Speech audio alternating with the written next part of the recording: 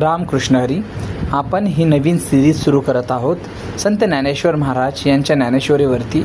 आपण या सिरीजमध्ये पाहणार आहोत संत ज्ञानेश्वर महाराज यांनी लिहिलेल्या ज्ञानेश्वरीमधील काही ओव्या व त्यांचे अर्थ, त्यांचं एक्सप्लेनेशन आपण पाहणार आहोत. त्यांनी आपल्या आयुष्यावरती कसा परिणाम पडणार आहेत ते उदाहरणासह आपण प्रत्येक ओवी जी आहे ती योग्य प्रकारे त्याला न्याय देण्याचा प्रयत्न करणार आहोत. जर तुम्हाला त्याच्यामध्ये इंटरेस्ट असेल, जर तुम्हाला त्याचा लाभ घ्यायचा असेल तर तुम्ही प्लीज सबस्क्राईब करा चॅनलला आणि व्हिडिओ आवडल्यास नक्की लाईक करा. तर आज आपण ज्ञानेश्वरीतील अध्याय 13 ज्ञानलक्षणे, अत्यंत प्रसिद्ध ओवी. बोलावे नेटके, ऐकावे सत्वाने, करावे विचाराने कार्य सर्व.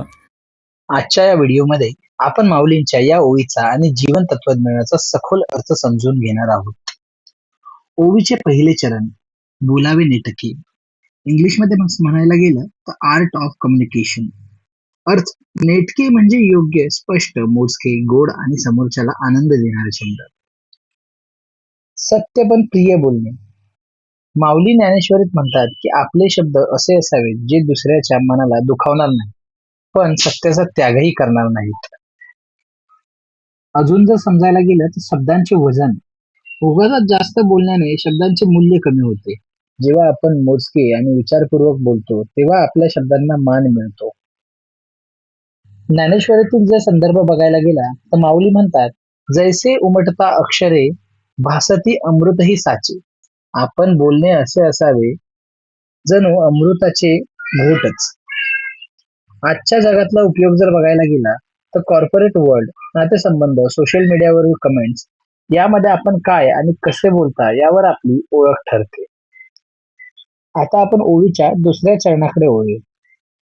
ऐकावे सत्वाने, ऍक्टिव्ह अँड माइंडफुल लिसनिंग.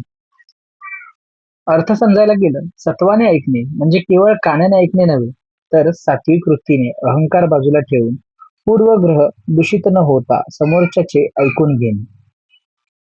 विश्लेषण जर करायला गेलं, ऐकणे ही एक कला आहे. आजकाल सगळे बोलायला उत्सुक आहेत, पण ऐकून घ्यायला कोणाकडेच वेळ नाही. सात्विक श्रवण केलं पाहिजे आपण. जेव्हा आपण एखाद्याचे शब्दद्वेष, मत्सर किंवा उत्तर देण्याच्या उद्देशाने न ऐकता शांत चित्ताने ऐकतो त्याला सत्वाने ऐकणे असे म्हणतात. ज्ञानेश्वरी ही श्रवणाने समजणारी पोथी आहे. जो चांगला श्रोता असतो तोच खरा ज्ञानी बनतो. आता आपण ओवीच्या तिसऱ्या चरणाकडे वळूया. करावे विचाराने कार्य सर्व, थॉटफुल ऍक्शन. अर्थ समजून घेऊया. कोणतेही कार्य करताना त्यामागे योग्य विचार, विवेक आणि परिणामांची जाणीव असावी. विश्लेषण किंवा सखोलतेकडे गेला तर घाई गडबडीत घेतलेला निर्णय, भावनेच्या भरात किंवा रागाच्या भरात घेतलेला निर्णय नेहमी नुकसान करतात. आपल्या सर्व क्रियांना विवेकाची जोड असायला हवी. माऊली सांगतात की कर्माला नेहमी विवेकाची जोड असावी. विचारपूर्वक केलेले काम कधीही वाया जात नाही, त्यात त्रुटी राहत नाहीत आणि त्याचा पश्चातापही करावा लागत नाही.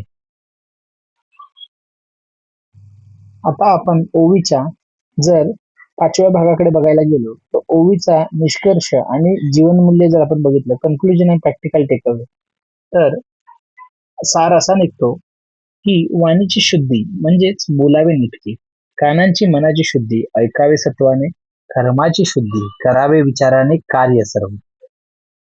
माऊलींचा संदेश ओवीमधून आपल्याला असा बघायला भेटतो की ही जी ओवी आहे केवळ अध्यात्मासाठी नाही तर दैनंदिन व्यवहार, कुटुंब आणि करिअर यशस्वी करण्यासाठी गुरुमंत्रच आहे. संत ज्ञानेश्वर महाराजांनी ही शिकवण तुम्हाला कशी वाटली? या ओवीतील कोणता विचार तुम्हाला मनाला स्पर्शून गेला हे कमेंट करून नक्की सांगा.